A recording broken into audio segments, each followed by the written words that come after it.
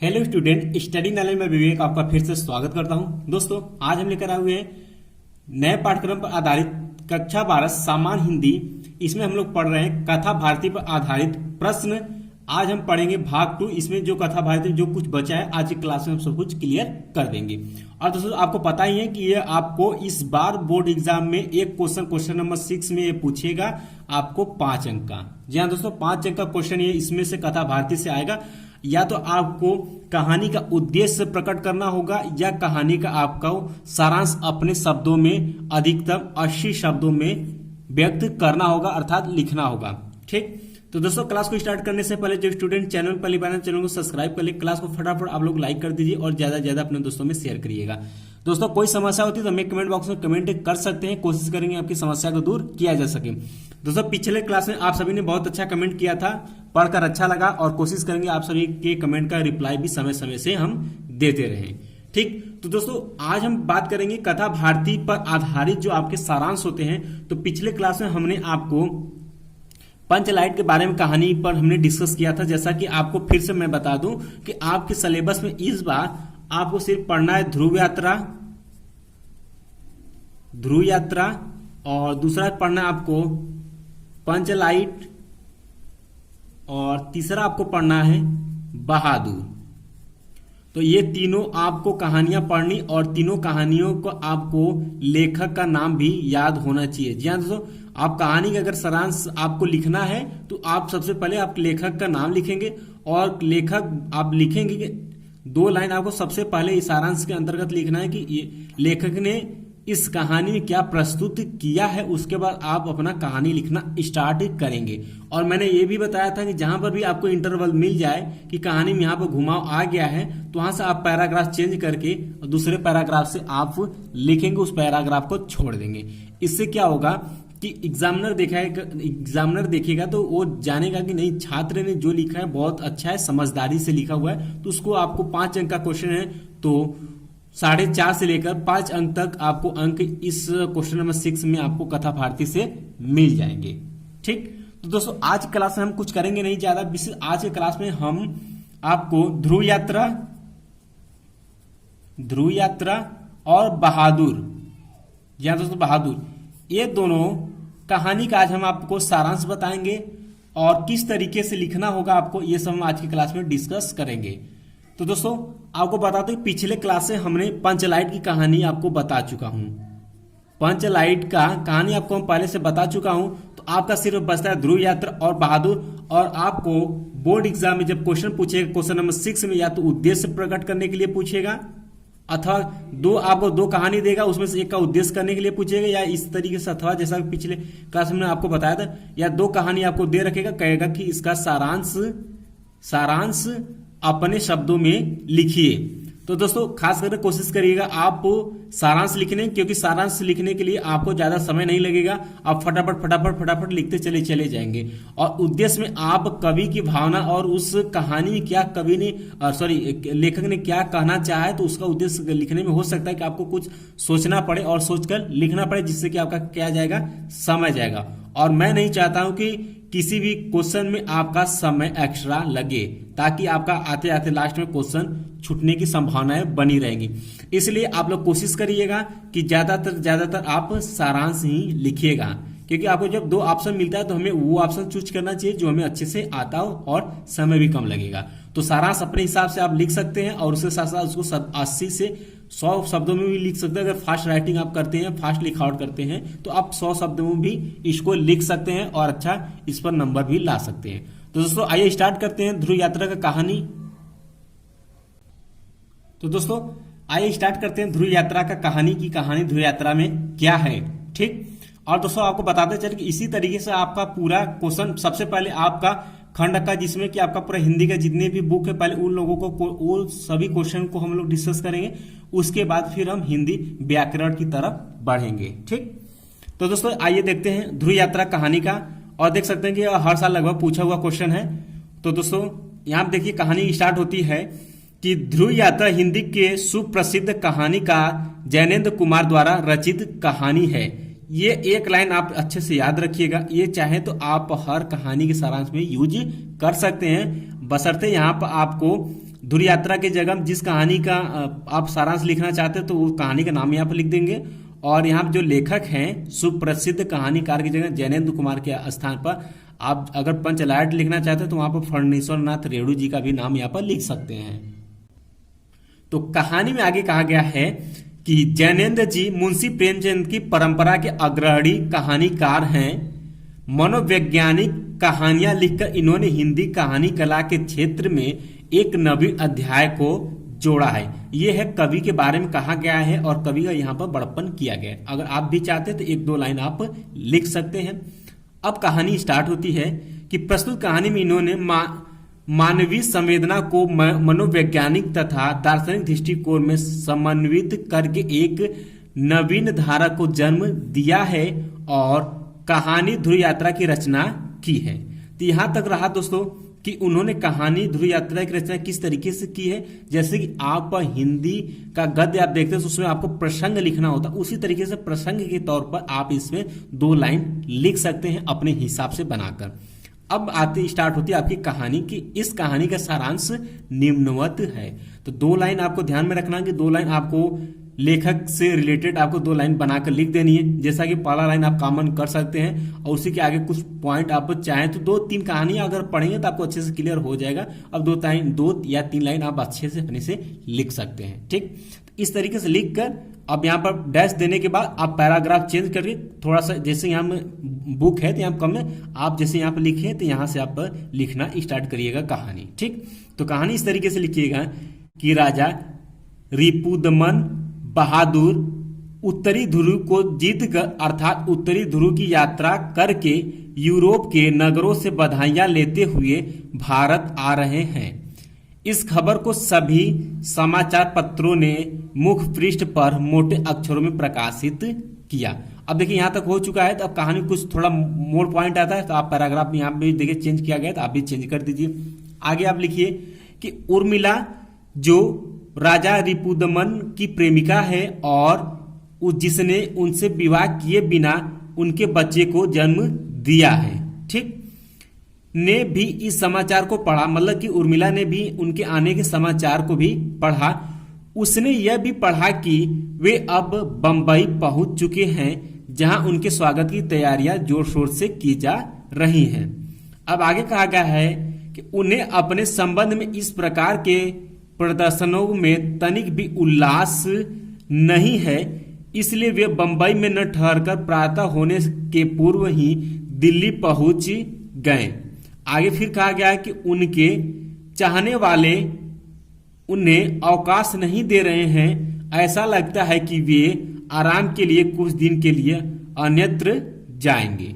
ये उनके बारे में कहा गया है। आगे कहा गया है, कहानी आगे बढ़ती है तो राजा रिपुदमन को अपने से ही शिकायत है, उन्हें नींद नहीं आती है।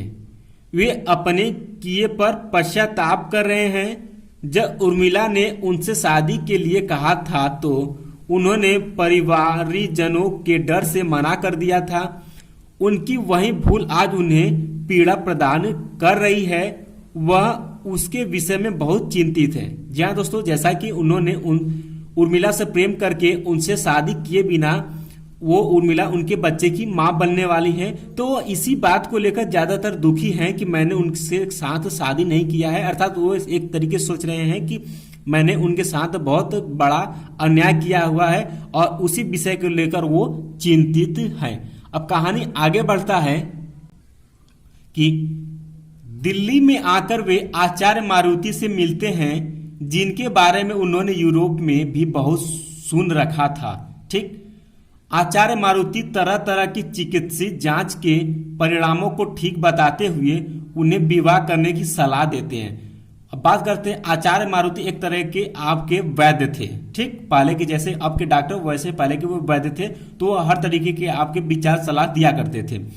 आगे कहा गया है कहानी में कि लेकिन रिपुदमन स्वयं को विवाह के अयोग्य बताते हुए इसे बंधन में बंधना कहते हैं। एक तरफ वो पछताते भी हैं और दूसर के तरफ वो ये कहते हैं कि विवाह के अयोग्य बताते हुए कि मैं विवाह के अयोग्य नहीं हूं और ये बंधन नहीं, एक तरीके से बंधना होता है। इसलिए वो आगे कहते हैं आचार्य जी कि आचार्य मारुति उन्हें प्रेम बंधन में बंधने की सलाह देते हैं और कहते हैं कि प्रेम का इनकार स्वयं से इनकार है। ठीक, वो एक बात कहती है, इसे इन्वर्टेड कॉमा भी आप भी लिखिएगा कि प्रेम का इनकार स्वयं से इनकार है। आगे कहा गया है कि अगले दिन राजा रिपुदमन उर्मिला से मिलते हैं। उनकी बात आचार्य मारुति जी का बात उन्हें समझ में आया, तो वो अगले दिन राजा रिपुदमन उर्मिला जी से जाकर मिलते हैं और अपने बच्चों का नामकरण करते हैं। ठीक, वे उर्मिला से समाज के विपरीत अपने द्वारा किए गए व्यवहार के लिए क्षमा मांगते हैं। उन्हें अब अपने पश्चाताप हो रही है, तो वह उर्मिला के पास जाते हैं और बच्चे का नामकरण भी करते हैं और उसके साथ साथ उनसे क्षमा भी मांगते हैं और अपने व उर्मिला के संबंधों को एक परिणति देना चाहते हैं, अर्थात उसे रिश्तों में बांधना चाहते हैं। लेकिन उर्मिला मना करती है। अब वो तैयार होते हैं शादी के लिए, तो अब उर्मिला क्या होती है कि अब वो मना करती है और उनसे सतत आगे बढ़ते रहने के लिए कहती है। ठीक, वो कहती है कि आप जो भी कार्य अपने देश के लिए कर रहे हैं आप उन्हीं कार्य को करते रहिएगा। ठीक, आगे वो कहा गया कि वह पुत्र की ओर दिखाती हुई कहती है कि तुम मेरे ऋण से उर्ड़ित हो और मेरी ओर से आगामी गति के लिए मुक्त हो। उर्मिला जी ये कह देती हैं कि आप मेरे तरफ से किसी भी बंधन में बंधे नहीं हो, आप मेरी तरफ से हर तरीके से मुक्त हो, आप जो करना चाहते हो सो आप कर सकते हो। फिर आगे कहानी बढ़ता है कि रिपुदमन उर्मिला को आचार्य मारुति के विषय में बताता है। वह उसे ढोंगी, महत्व का शत्रु और असाधारणता का अनुचर बताती है। मतलब कि वो जब उर्मिला शादी के लिए मना करती है तो वो रिपुदमन आचार्य मारुति के बारे में बताते हैं, तो उर्मिला कहती हैं कि वो ढोंगी हैं, महत्व का शत्रु हैं, असाधारण और अनुचर व्यक्ति हैं। वो ये बताती है और कहती है कि वह कहती है कि तुम्हारे लिए स्त्रियों की कमी नहीं है, लेकिन मैं तुम्हारी प्रेमिका हूं और तुम्हें सिद्धि तक पहुंचाना चाहती हूं जो कि मृत्यु के भी पार है।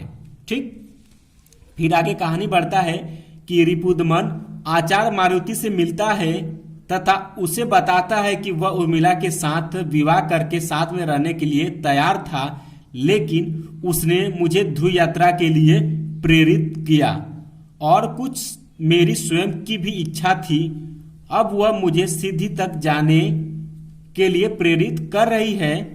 आचार्य मारुति स्वीकार करते हैं कि उर्मिला उनकी ही पुत्री है, वे उसे विवाह के लिए समझाएंगे। अब बात आगे यहाँ पर क्लियर होता है कि अब वो आकर लास्ट में बताते हैं कि आचार्य मारुति जी अब जाकर बताते हैं कि जो उर्मिला है वो उनकी ही पुत्री है और वे उनसे जाकर उर्मिला को जाकर वो समझाएंगे कि वह रिपुदमन से शादी कर ले। आगे कहा गया है कहानी में कि जब उर्मिला आचार्य के बुलवाने पर उनके पास जाती है तो वे उनसे विवाह के लिए कहते हैं। वह कहती है कि शास्त्र से स्त्री को नहीं जाना जा सकता, उसे तो सिर्फ प्रेम से जाना जा सकता है। वे उसे रिपुदमन से विवाह के लिए समझाते हैं, लेकिन वह नहीं मानती है। मतलब वो कहती है कि आप स्त्री को शास्त्र से नहीं समझा जा सकता, स्त्री को सिर्फ प्रेम से समझा जा सकता है। फिर भी आचार्य जी उनसे रिपुदमन से शादी के लिए समझाते हैं, लेकिन उर्मिला नहीं मानती है। वह स्पष्ट कहती है कि मुक्ति का पथ अकेले का है। अंत में आचार्य उर्मिला के ऊपर इस रहस्य को प्रकट कर देते हैं कि वे ही उसके पिता हैं। यह बात उर्मिला को भी नहीं पता था कि जो आचार्य जी हैं, आचार्य मारुति जी हैं, वह खुद उर्मिला के पिता हैं। तो जब वो बताते हैं तो आगे कहा गया है कि इस अभागिन को भूल जाइएगा, यह कहती हुई वह उनके पास से चली जाती है। तो आगे उर्मिला कहकर चली जाती हैं कि इस अभागिन को भूल जाइए और वह यह बात कहकर चली जाती हैं। अब आगे कहानी फिर बढ़ता है कि रिपुदमन के पूछने पर उर्मिला बताती हैं कि वह आचार्य से मिल चुकी हैं। रिपुदमन उसके कहने पर दक्षिणी ध्रुव के शटलैंड द्वीप के लिए जहाज तय करते हैं। अब उर्मिला उनको रोकना चाहती है। जब वो जाने के लिए तैयार हो जाते हैं तो अब उर्मिला उनको रोकना चाहती है, लेकिन वे नहीं रुकते हैं, वे चले जाते हैं। ठीक, जब वो तैयार थे तो उर्मिला नहीं, अब उर्मिला उनको रोकना चाहती है तो राजा रिपुदमन अब रुकने के लिए तैयार नहीं है और वो चले जाते हैं। ठीक, अब आगे फिर कहानी बढ़ता है कि रिपुदमन की ध्रुव पर जाने की खबर पूरी दुनिया को ज्ञात हो जाती है। अब ध्यान समझिए, जैसे जैसे दोस्तों आप देख सक रहे हैं कि कहानी थोड़ा सा पॉइंट चेंज होती जा रही है, तो यहाँ पर पैराग्राफ चेंज होता जा रहा है। उसी तरीके से जब भी आप लोग भी कहानी को लिखिएगा तो बीच बीच में आप पैराग्राफ चेंज करके लिखते जाइएगा। ठीक, तो रिपुदमन की ध्रुव पर जाने की खबर पूरी दुनिया को ज्ञात हो जाती है। उर्मिला को भी अखबारों के माध्यम से सारी खबर ज्ञात होती रहती है। कहने का मतलब जब वो ध्रुव पर निकल जाते हैं तो जो भी उनसे रिलेटेड जो भी न्यूज आती है वो भी उर्मिला अखबारों के माध्यम से उस खबर को पढ़ती रहती है और उनसे ज्ञान अर्जित करती रहती है। ठीक, आगे कहा गया है और वह इन्हीं कल्पनाओं में डूबी रहती है, जो वह न्यूज में पढ़ती है उन्हीं कल्पनाओं में वह डूबी रहती है। फिर कहानी आगे बढ़ता है कि तीसरे दिन के अखबार में उर्मिला राजा रिपुदमन की आत्महत्या की खबर का एक अंश पूरे ध्यान से पढ़ती है। मतलब एक दिन अखबार आया, तीसरे दिन का अखबार आया जिसमें कि रिपुदमन की आत्महत्या कर दी गई है। इस कहानी को इस अखबार में जब वो एक अंश में पूरे ध्यान से पढ़ती है तो अखबार वालों ने एक पत्र भी छापा था जिसमें रिपुदमन ने स्वीकार किया था कि उनकी यह यात्रा नितांत व्यक्तिगत थी। ठीक, जिसे सार्वजनिक किया गया। मैं किसी से मिले आदेश और उसे दिए गए अपने वचन को पूरा नहीं कर पा रहा हूं, इसलिए होशो हवास में मैं अपना काम तमाम कर रहा हूं। भगवान मेरे प्रिय के अर्थ मेरी आत्मा की रक्षा करे। यहीं पर कहानी समाप्त हो जाती है। मतलब वो जब चले जाते हैं तो वहां पर रिपुदमन ने मरते मरते जो अपनी वो आत्महत्या खुद करते हैं, लेकिन करने से पहले एक सुसाइड नोट लिखते हैं। उसमें यही लिखा गया था कि उनकी यह यात्रा नितांत थी जिसे वह सार्वजनिक किया गया। मैं किसी से मिले आदेश और उसे दिए गए अपने वचन को पूरा नहीं कर पा रहा हूं, इसलिए होशो हवास में मैं यह अपना काम तमाम कर रहा हूं। भगवान मेरे प्रिय के अर्थ मेरी आत्मा की रक्षा करे। यहीं पर कहानी समाप्त हो जाती है। तो कहने का मतलब कि लास्ट में वो इनसे जुदा होकर वो जीवित नहीं रह पाते हैं, इसलिए राजा रिपुदमन अपनी आत्महत्या कर लेते हैं। और यही 2 लाइन आप लास्ट में लिख भी देंगे, लास्ट में लिखेंगे, यहीं पर कहानी समाप्त हो जाती है। तो दोस्तों इस तरीके से आपकी ध्रुव यात्रा की कहानी भी आपको पूरी तरीके से पता हो चुका है। ठीक, अब आपके सिलेबस में एक और कहानी बचता है, वो है पंचलाइट। हम आपको पिछले क्लास में बता दिए थे और बचता है आपका सिर्फ बहादुर। तो आइए बहादुर को भी हम आपको बता देते हैं। तो दोस्तों अब आगे हमारा आता है बहादुर। जी हाँ, तो बहादुर की कहानी, और ये भी हर साल पूछा गया है। ये 19 में भी पूछा गया और 20 में भी आया हुआ क्वेश्चन है। ठीक, और दोस्तों आपको हम ये भी एक बात बता दें कि आप किसी भी सब्जेक्ट का हो, कोई भी क्लास आप करते हो, तो आप सबसे पहले सिलेबस के हिसाब से ही पढ़िएगा, क्योंकि प्लानिंग सबसे बहुत बहुत महत्वपूर्ण चीज होती है। अगर आप प्लानिंग से पढ़ेंगे तो कम समय में अच्छा परसेंटेज ला सकते हैं। अगर आप प्लानिंग और चालाकी से नहीं पढ़ते हैं तो आप पूरी बुक पढ़ जाइए, लेकिन आप अच्छा परसेंटेज नहीं ला सकते। इस बात को आप ध्यान में रखिएगा। और दोस्तों आपको बताते चले कि आपको 1 या 2 दिन में एक वीडियो मिलेगा मोटिवेशनल का, मेरे द्वारा ही बनाया जाएगा, जिसमें ये लिखा रहेगा कि सितंबर माह से पढ़ाई कैसे करें जिससे लाए 90+ मार्क्स या 90+ स्कोर कैसे करें। तो उस वीडियो को आप लोग जरूर देखिएगा, उससे आपको हर सब्जेक्ट को पढ़ने में जागरूकता होगी और उसके साथ साथ आपको प्लानिंग भी करने में आसानी होगी। और उसके हिसाब से अगर आपको कोई प्रॉब्लम होती है तो उस वीडियो के माध्यम से आप हमें कमेंट बॉक्स में कमेंट भी कर सकते हैं।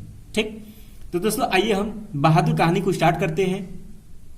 तो बहादुर कहानी जो है वो अमरकांत द्वारा लिखी गई कहानी है। ठीक, तो यहाँ पर सबसे पहले जैसा कि मैंने पहले भी बताया था वैसे ही भी आप पहले कहानीकार का नाम लिखेंगे और उनसे रिलेटेड कहानी में क्या उद्देश्य था उसको 2 लाइन आप प्रकट करेंगे। ठीक, तो आइए स्टार्ट करते हैं। तो यहाँ पर कहा गया है अमरकांत जी द्वारा लिखी कहानी बहादुर एक मध्यम वर्गीय परिवार में नौकर के साथ परिवारजनों द्वारा किए गए अत्यधिक कटु व्यवहार की कहानी है। यहाँ पर आपको इतना लाइन, 2 लाइन तो आपको लिखना ही लिखना है। अगर ये आप लिखते हैं तो आपको 4 से 5 नंबर आसानी से एग्जामिनर दे देगा। आगे कहा गया है कि लेखक ने स्वयं को कहानी का पात्र बनाते हुए कहानी की आत्मकथात्मक रूप में रचना की है। जी हाँ दोस्तों, ये जो लेखक लिखे हैं वो इस कहानी का पात्र भी बताते हैं, या इस तरीके से आप समझ सकते हैं कि ये कहानी उनके ही परिवार से घटित कहानी है और इन्होंने इसको एक कहानी का नाम दे दिया जिसे उन्होंने रखा बहादुर। तो कहानी स्टार्ट होती है। अब दोस्तों ध्यान समझिए आप लोग कि कहानी अब स्टार्ट होती है। ध्यान सुनिए कि अपने से संपन्न रिश्तेदारों के घर नौकर द्वारा जुटाई सुविधा एवं शान को देखकर लेखक की पत्नी, जी हाँ दोस्तों, ये जैसा कि अभी मैंने बताया कि ये कहानी लेखक के घर से घटित हुई कहानी है, तो यहाँ कहा गया है कि अपने से संपन्न रिश्तेदारों के घर नौकर द्वारा जुटाई सुविधा एवं शान को देखकर लेखक की पत्नी का नाम है निर्मला स्वयं भी एक नौकर रखना चाहती है। जैसे कि निर्मला अपने किसी भी रिलेशन में गई और वह रिलेशन इनसे थोड़ा संपन्न थे, जिसमें कि नौकर चाकर भी कार्य करते थे, तो वह देखकर जब उर्मिला आई तो लेखक से बोलती है कि मुझे भी घर में एक नौकर रखना है, अर्थात मैं भी एक नौकर रखना चाहती हूँ। यह निर्मला ने लेखक से अपनी भावना को प्रकट किया। आगे कहानी बढ़ता है कि बहादुर नेपाल का 12-13 साल का लड़का है। जी हाँ दोस्तों, बहादुर नाम का एक लड़का है जो कि नेपाल का रहने वाला है और वो उसकी उम्र जो है वो 12 से 13 साल का है। ठीक, तो लिखेंगे आप कि बहादुर जो है नेपाल का रहने वाला 12-13 साल का एक लड़का है जो अपनी माँ के दुर्व्यवहार से तंग आकर घर छोड़कर शहर चला आता है। वह अपने माँ उसकी जैसे उसको मारती डांटती किसी कार्य के लिए, तो उससे वो परेशान होकर वह घर छोड़कर भागकर वह शहर की ओर चला आता है। कौन? बहादुर चला आता है। और आगे कहा गया कि और निर्मला के परिवार में नौकर रख लिया जाता है। तो भागकर जब शहर में आता है तो शहर में ये लेखक के घर वो पहुंचता है, तो लेखक के यहाँ जब काम के लिए बोलता है तो निर्मला के परिवार में नौकर के लिए रख दिया जाता है, अर्थात निर्मला उसे अपने परिवार के नौकर के तौर पर उस लड़के को रख लेती है। फिर आगे कहा गया कि निर्मला और उसका परिवार बहादुर के प्रति पहले तो अच्छा व्यवहार करते थे। जब वो नए में आया था नौकर के रूप में, तो उसके परिवार अर्थात लेखक बोलते हैं कि निर्मला और उसके परिवार बहादुर के प्रति बहुत ही अच्छा व्यवहार करते थे, उसे प्यार से हर कार्य करने को करते थे और सब कुछ उसे प्यार से करवाते थे। ठीक, इसके बाद आगे कहानी में कुछ मोड़ आती है कि परंतु धीरे धीरे कठोरता बरतने लगते हैं। जैसे हर व्यक्ति नौकर की तरह बिहेव करते हैं, जैसे मालिक होते हैं नौकर को हर तरीके से बिहेव करते हैं, उसी तरीके से इन लोगों के अंदर एक मालिक होने का एक अलग सा एक भावना उत्पन्न हो चुका है। तो यहाँ पर कहानी में टर्न आती है कि धीरे धीरे कठोरता बरतने लगते हैं। वह घर का सारा कार्य करता है। बहादुर इतना मेहनती लड़का है कि वह घर का सारा कार्य भी करता है। इसके बावजूद उसके साथ गाली गलौज से मारपीट तक की नौबत आ जाती है। मतलब इतना कार्य करते, घर का सारा कार्य करते हुए भी अब स्थिति ऐसी आ गई है बहादुर की, उस लड़के की, उस नौकर की, कि उसके साथ साथ कार्य करने के साथ साथ गाली गलौज उसको देना और उसको मारपीट कर काम करवाना, ये सब उसके साथ नौबत आ चुकी है। कहानी आगे कहा गया कि झूठी चोरी का इल्जाम लगाकर उसे अपमानित किया जाता है। दोस्तों ध्यान समझिएगा, एक कहानी में मोड़ पॉइंट आता है कि किसी सामान को किसी फैमिली वालों ने ही चुरा लेता है, लेकिन झूठी चोरी को उसी पर इल्जाम लगा दिया जाता है और उसे अपमानित किया जाता है कि इसी ने उस सामान को चुराया है, और यह कहकर उसे बहुत पीटा भी जाता है। किसको? बहादुर को बहुत पीटा जाता है। फिर कहानी आगे बढ़ता, अंततः बहादुर घर छोड़कर चला जाता है। जब उसे ज्यादा मारा पीटा जाता है तो वह यहाँ से भी परेशान होकर बहादुर इस घर को छोड़कर अब चला जाता है।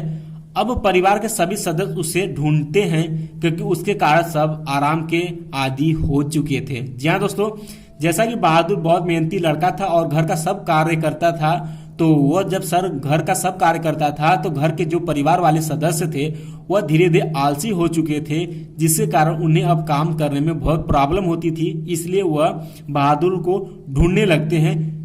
कहानी अब आगे बढ़ता है कि बहादुर की उपयोगिता देखकर सभी अब अपना घरेलू कार्य करने से घबराते हैं। जी हाँ दोस्तों, जैसा कि उसे बहादुर को ढूंढते हैं लेकिन बहादुर को अब वह नहीं पाते हैं। तो कहानी में आगे कहा गया है कि बहादुर की उपयोगिता मतलब उसके कार्य को देखकर सभी अब अपना घरेलू कार्य करने से घबराते हैं कि ये कार्य कैसे होगा, अब तो बहादुर चला गया है।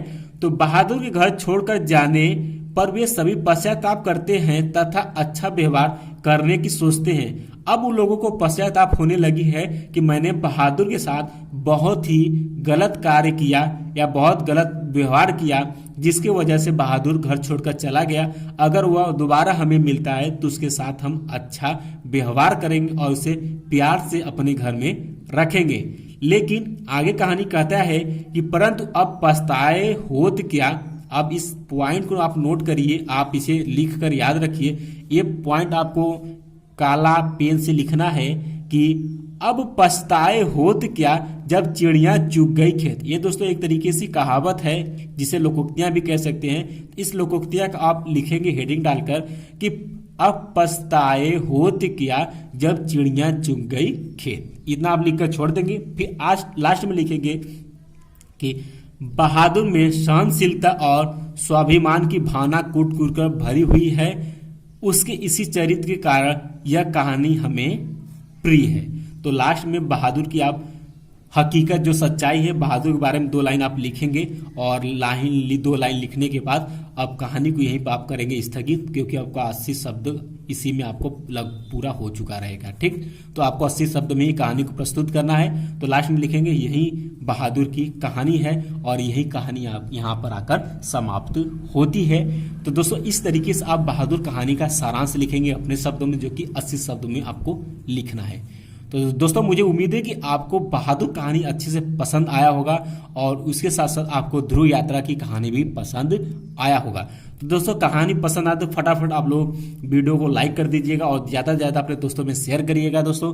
और कोई समस्या होती है तो कमेंट बॉक्स में कमेंट करिएगा, कोशिश करेंगे आपकी समस्या को दूर किया जा सके। और दोस्तों आपके साथ बता दें कि प्लानिंग के साथ हमें पढ़नी है और प्लानिंग के साथ बोर्ड का एग्जाम देना है, तभी हम लोगों का परसेंटेज अच्छा आएगा। तो दोस्तों मिलते हैं नेक्स्ट क्लास में।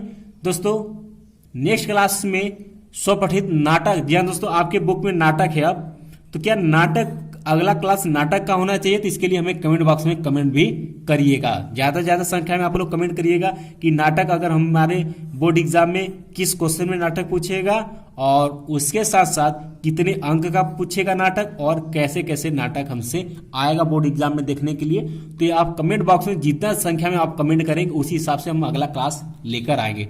तो दोस्तों मिलते हैं नेक्स्ट क्लास में, तब तक के लिए जय हिंद जय भारत।